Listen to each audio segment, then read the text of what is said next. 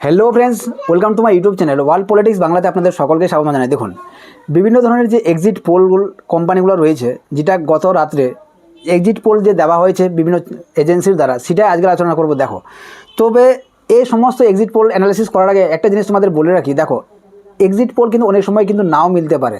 Exit pole টোটালটাই অনুমানের উপর এবং কিছু সার্ভের উপর দেওয়া হয়, কিছু সার্ভে স্যাম্পলের উপর দেওয়া হয়, ঠিক আছে। এটা কিন্তু গোটা রাজ্যে স্যাম্পল বা সার্ভে সংগ্রহ করে কিন্তু দেওয়া হয়নি।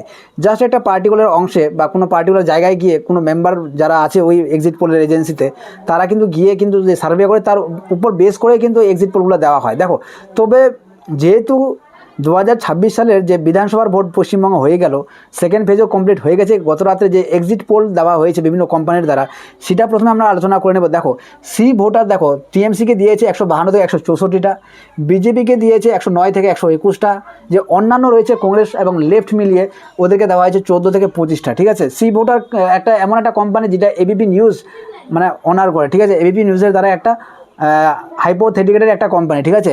তারপরে এক্সিস মাই ইন্ডিয়া, দেখো এক্সিস মাই ইন্ডিয়াতে কী বলছে, টিএমসিকে দিয়েছে 130 থেকে 156টা, এবং বিজেপিকে দেওয়া হয়েছে 134 থেকে 160টা, এবং কংগ্রেস এবং লেফটকে মিলিয়ে দেওয়া হয়েছে 0 থেকে 2 জন, মানে দুইটা ক্যান্ডিডেট দেওয়া হয়েছে বা দুইটা সিট দেওয়া হয়েছে।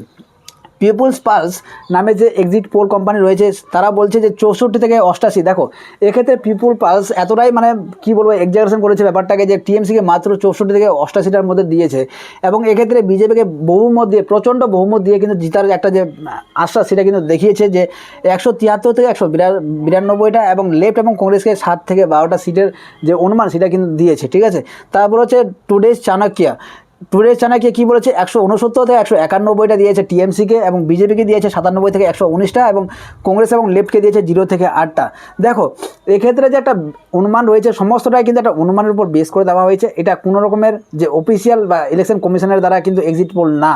এটা আপনাদের বারবার বলার চেষ্টা করছি, এটা কিন্তু টোটালটাই কোনো কোম্পানি বা কোনো সংস্থার দ্বারা একটা এক্সিট পোল।